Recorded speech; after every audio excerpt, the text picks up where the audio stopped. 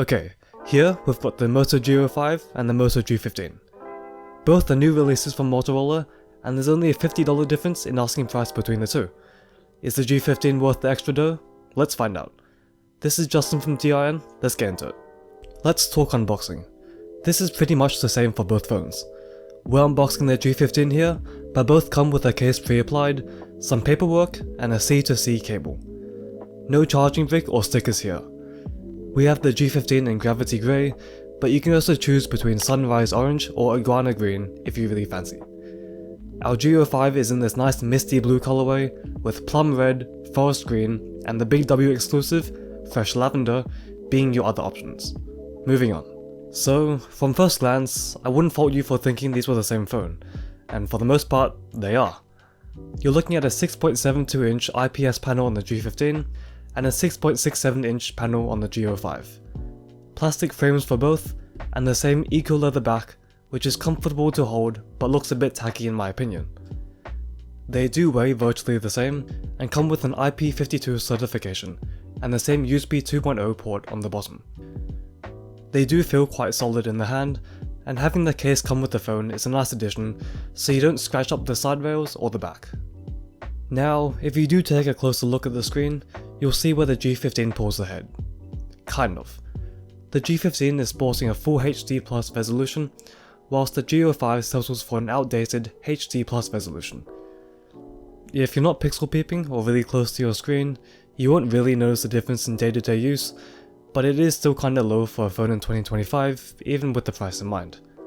What it lacks in pixels though, it makes up in refresh rate. Rather confusingly, the cheaper phone gets a smoother 90Hz panel, whilst the G15 sits at just 60Hz. Perhaps it's the Helio G81 chip not being able to handle a high resolution and high refresh rate, but it is a bit of a bummer. If your phone use is mostly casual, that is calls, messages, and scrolling social media, the 60Hz won't be a deal breaker, but whether you prioritize sharper visuals or smoother motion is up to you. Brightness is solid on both, with the G05 capable of boosting up to 1000 nits, which should be more than enough for outdoor use.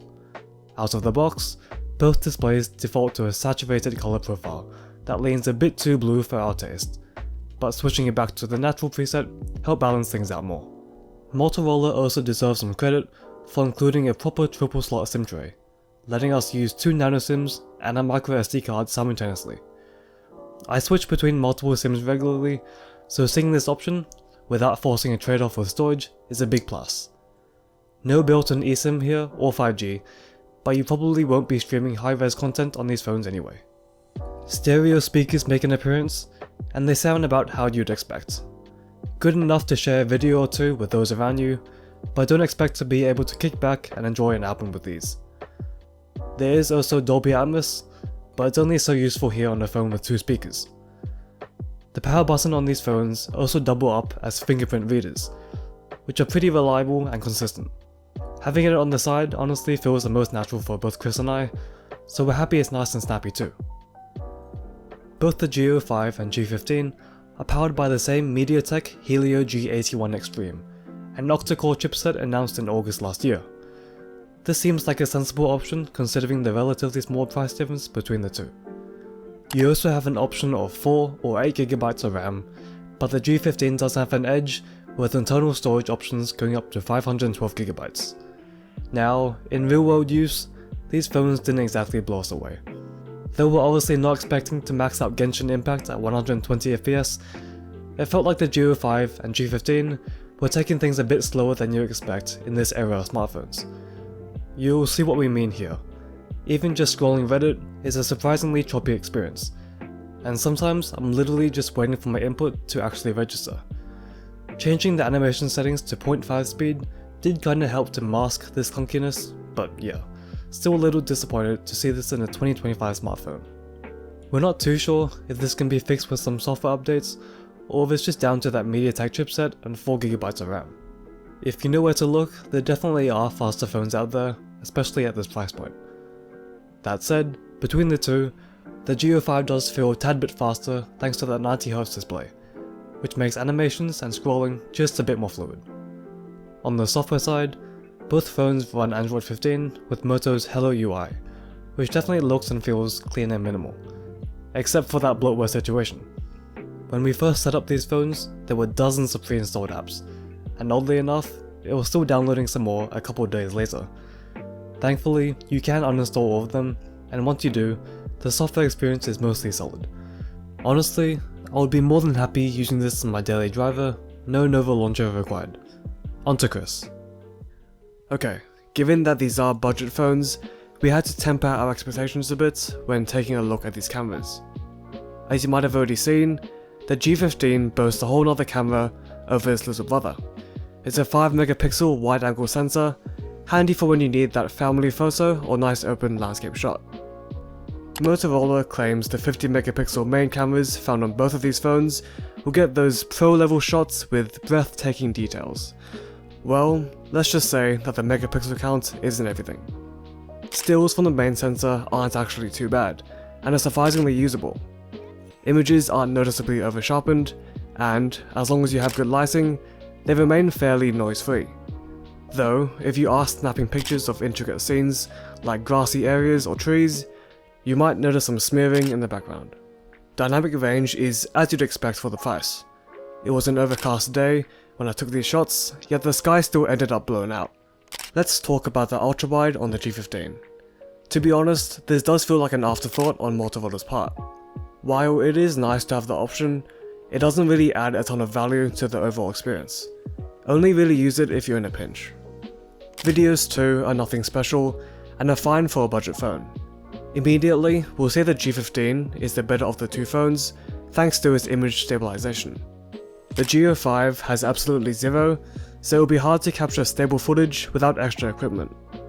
On the main sensor, both phones can capture 1080p 30fps footage, which is rather lacking in detail and suffers from poor dynamic range. It should be okay for quick snaps here and there, but temper your expectations. What is nice to see are the multiple different camera modes you can choose from: night mode, portraits, panorama, a rudimentary pro mode, Google Lens integration, and more. Even though the camera hardware isn't the most competitive, the app itself is fairly feature rich and fun to play around with. The selfie camera will get the job done. Again, good lighting, and you should be happy with the results. Something we are happy to see is NFC functionality across both these phones. Personally, I couldn't live without it as I'm not always carrying my wallet around. You also get Bluetooth 5.0 on both of these phones, which, whilst not the latest, is perfectly reasonable for the price. The G05 is lacking in FM radio, gyroscope, and compass.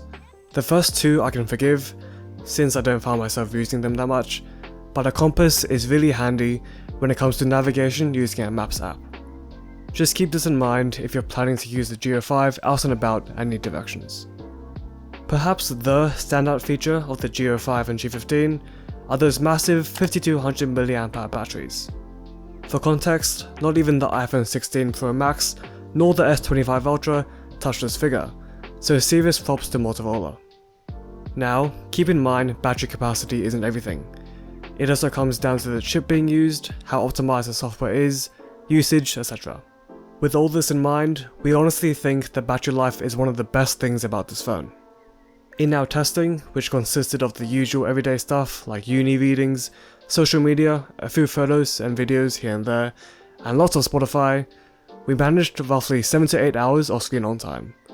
This is awesome. You can probably go 2 full days without charging.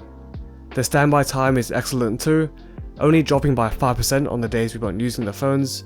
This is with Wi-Fi, Bluetooth, GPS and NFC turned on. Now, charging speed isn't spectacular on either of the phones, capping at just 18 watts. It'll take roughly 3.5 hours from 0 to 100 if you're not using the 18 watt turbo charging, which would otherwise take you just over 2.5 hours in our experience. Also keep in mind, you won't find wireless charging on any of these two phones. Not a bummer for us, but a maybe for some. So, to wrap it up, you're getting a decent chunk of phone with either option. When your budget is this low, you can't expect to have the best of everything, but both the G05 and G15 excel in some areas. The battery life is very impressive, and the build is quite nice for the price. Once cleaned up, Moto's UI, on top of Android 15, is clean and intuitive, and we can't ignore the triple SIM offering and headphone jack. Now, as to which phone is better for you, if you're needing a more robust camera system, get the G15. But overall, we enjoyed using the Geo 5 a tad more. That 90Hz display makes a world of difference in everyday use, and considering it's the cheaper option, is looking like the better deal for us. Priced at $177 and $227 respectively, we'll leave some links down below for you to check out. We would also like to thank Motorola for loading these units for review, and hop over to the DRN website down below for our full article on these two phones. This has been Chris and Justin from DRN, thanks for watching.